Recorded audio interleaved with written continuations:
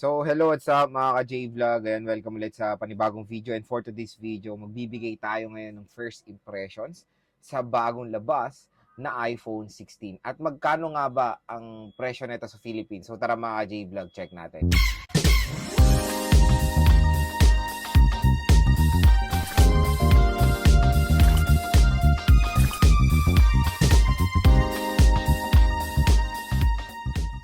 So yun, finally na-announce ng iPhone 16 series ngayong September 10, 2024 dito sa Philippines.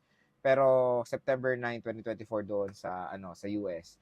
At grabe, meron tayong mga redesign na nangyari lalo na sa base model ng iPhone 16. So ito ang itatopic natin ngayon dahil ang dami pong mga gandang features ngayon na ma-offer iPhone 16 compare sa base model niya na iPhone 15.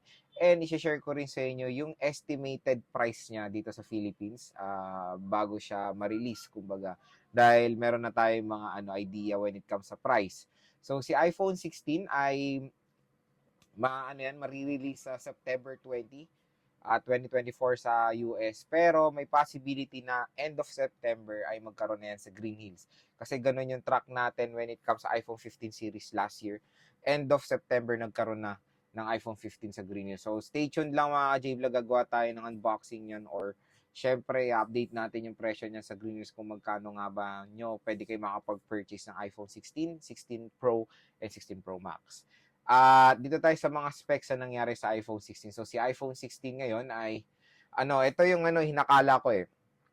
Ang hinakala ko, 'di ba, doon sa natin sa first impressions din natin or sa natin ng July ba tayo gumawa ng video noon. Akala ko yung chipset ng iPhone 16 is the Apple A17 Pro na ma-adapt niya yung chipset ng iPhone 15 Pro and 15 Pro Max kasi ganun yung ginagawa ni Apple, ina-adapt yung Pro version na chipset sa base model na mas advanced. Pero iba, ginawa na nila tong which is okay naman. Dalawa na chipset ngayon ng Apple, which is the Apple A18 and A18 Pro. So yung Apple A18 Pro, syempre automatic yan doon sa mga Pro series. Tapos yung Apple A18 sa base model. Pero kung malaki lang ang hula ko dyan, parang rebranded lang to ng A17 Pro para siguro mangyari dyan, hindi na maisip ng mga consumers na parang 15 Pro Max ang performance, kumbaga. So, ginawa nila, ni-rebrand na lang nila yung name para ma-step aside na sa comparison ng 15 Pro and ng iPhone 16. So, Apple A18 ang chipset dito at ang maganda, ang dami pong magandang nangyari sa camera ng iPhone 16. Meron tayong mga bagong buttons sa 16 base model. 2 buttons actually. Unang-una is of course yung action button na nakita na natin sa 15 Pro series. Tapos, meron na tayong capture button dito sa gilid. Ang ganda ng capture button kasi very unique siya. Akala ko lang dati yung parang sa camera na pag prines ng slide, autofocus, tas dinin ng shutter. Ganon din naman ginagawa. Pero marami pa palang mga gandang gagawin or marami rin. So, marami rin pala mga gandang features yung capture button, hindi lang ganon. So, pwede nyo siyang gamitin for zooming. I-slide nyo lang ng ganon. Maganda yung yung mga features ng capture button. Tapos ang maganda doon, pwede nyo pang magamit yung capture button sa mga ibang apps or sa third party apps, depende na lang sa developer kung saan nila pwedeng magamit yung capture button. So very useful.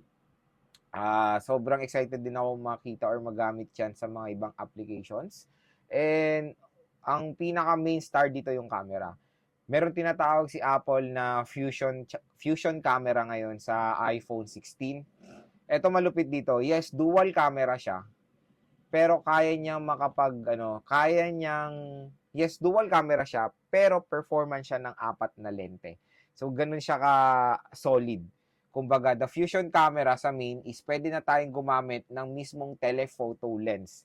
So, telephoto lens, main camera, tapos sa ultra-wide is pwede tayo, yun nga, ultra-wide, tapos yung macro shots na nagagamit na natin yan. So, 4 lens ang pwede nating magamit, kumbaga, main, telephoto, ultra, tsaka macro sa dual rear camera system lang ng iPhone 16. So, yan yung fusion camera nila. 48 megapixel, of course, and yun nga, pwede na tayo mag-spatial record na dito sa iPhone 16 para sa mga sa mga VR. Pero hindi naman ganun ka-hype yung VR sa atin. Lalo na super duper expensive nung VR nila. Pero syempre, is a huge upgrade din naman na nangyari sa 16 compare sa iPhone 15. Yun nga, iPhone 15 is Apple A16 Bionic, tapos Apple A18 na dito sa iPhone 16. And complete redesign na nga siya sa camera, kung makikita nyo naman. Tapos, ang dito, ang solid din dito. And na-retain din naman yung yung screen size, 6.1 inches, Super Retina XDR OLED display. At yun nga, sinabi ni Apple na medyo malaki na rin ang battery ng iPhone 16. So, wala pa tayong specific na milliampere kasi syempre wala pa naman yan. Ang inaano lang ni Apple dito yung mga hours lang. Kunyari, mas mataas yung playback hours, ganyan. Tapos, ngayon, pag-usapan naman natin mga J-Vlog, yung presyo neto dito sa Philippines. So, syempre, para makita nyo rin yan, kung meron kayong iPhone, dito punta kayo sa Apple Store mismo, sa Apple Store na application. And dito nyo makikita rin, ayan, iPhone 16 available na sa website nila. Syempre, for lang to. Check for availability pa lang naman. So, pag-usapan natin yung iPhone 16.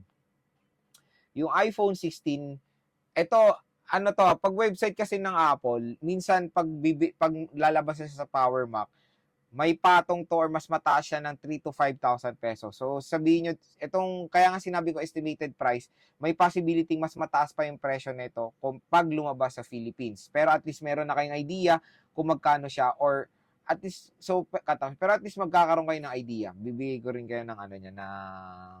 Bibigyan ko kayo ng idea about dyan. So, yung 128 so meron siyang 5 colors. Nakita naman natin rin sa event na meron siyang 5 color. Pero yung dito, yung special talaga na color is yung parang, parang blue-violet. Ang tinatawag nilang color yan is ultramarine. Diba? Meron tayong teal, pink, white, at black. So, ang naalis na color is yung color yellow. Tapos, medyo naging dark shade na yung mga colors ng color blue, pink, and green ng iPhone 15 series. So, medyo mas okay. For me, very attractive yung ultramarine, yung blue-violet. Pero syempre, marami rin magkagusto dun sa parang pagka-fuchsia pink ngayon ng iPhone 16. So, 5 colors na available compared dati na 6 colors. Pero meron akong kutob na pag 5 kasi to, next year ay maglalabas yan si Apple ng isa pang special color. Ganyan naman sila since 5 lang to. Usually kasi 6 na colors ang di ba, ang lineup ng base model. Nawala nga dito yung color yellow. So, tingnan natin kung ano ba yung magiging special color. Wala. Parang yung ultramarine, naghalong blue at lavender na ngayon. And, yung 128 gigabytes dito sa website nila, makakuha kayo neto ng 54,990 or almost 55,000. 256 is 61,990. Ayan. Tapos, 512 gigabytes is 73,990. Again, estimated price to. Ngayon, bibigyan ko kayo ng track record doon sa 15 series ng lumabas ito sa Philippines. Same na same din yung presyo nung September 2023 nung iPhone 15, ganyan-ganyan din. Tapos, nung lumabas sa Power Mac, mas mahal lang siya ng konti. I think nasa 57 or 58,000 yung 128 gigabytes na iPhone 15 pag bibili kayo ng cash. Tapos, pag credit card, nasa around 62 to 63,000 pesos for the 120 gigabytes pag credit card. So, yun, ganun yung estimation price niya pag lumabas ito sa Philippines. And I think ma-adapt din yan ng iPhone 16 kasi parehong-pareho lang naman sila ng presyo doon sa US kasi $999 din naman yung iPhone 16. Same na same din sa iPhone 15. Kaya matik, kung ano yung lalabas sa SRP ng iPhone 15, yun din. Kaya mati kung ano lalabas na SRP ng 16, baka pareho rin sa iPhone 15. At least nagkaroon kayo ng idea about sa price ng iPhone 15. At least nagkaroon kayo ng idea about sa presyo ng iPhone 16. Siyempre, meron tayong iPhone 16 Plus. 16 Plus, same color din. Meron tayong ultramarine, teal, pink, white, at black. Tapos, yung 128 ng 16 Plus ay makakuha kayo ng 62,990 or almost 63,000. 256 is 69,990 or 70,000, 512 is 81,990 or almost 82,000 pesos.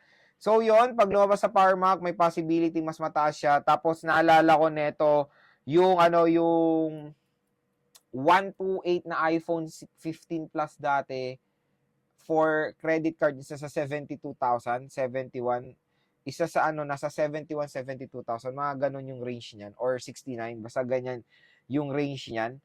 So, at least meron kayong idea sa presyo ng 16 and 16 Plus. Pero ito bang may natanong, ano ba pinagkaiba ng 16 and 16 Plus? Syempre, matik, screen size and battery.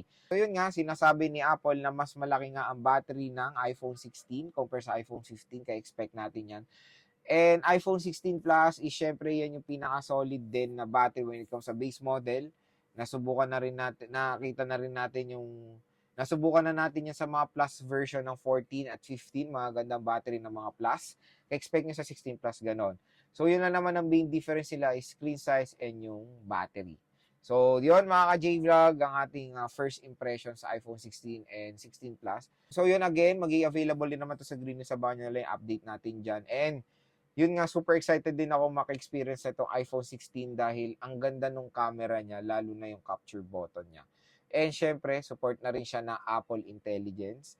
Nakita niyo naman, kung nanood kayo ng event, is na-adapt niya na rin yung, yung Apple Intelligence, solid din. Parang rin naman, nakasaksi naman na rin ako ng AI sa Galaxy. Galaxy AI, superb yung performance on. So, nakakatuwa naman na si Apple yung nagko-cope up na when it comes sa AI. At ayun, meron na tayong Apple Intelligence sa mas papagandahin pa performance si Siri. Pwede tayo mag-work together. Pwede siya mag-work together sa ChatGPT. Tapos yung emoji, pwede na nating i-personalize upon typing kung ano yung gusto nyong ma-create na emoji. So yun mga ka-J-Vlog, abangan nyo na lang ang iPhone 16 kung interested din kayo dyan. Kung interested kayo rin dyan, again, yung mga shop na nire-recommend natin sa Green Hills, magbebenta naman din yan soon. Abangan nyo na lang, I think, mga end of September. And yung mga links ng kanilang Facebook page na nasa description box, inquire na lang kayo about sa mga latest iPhone sila na available doon.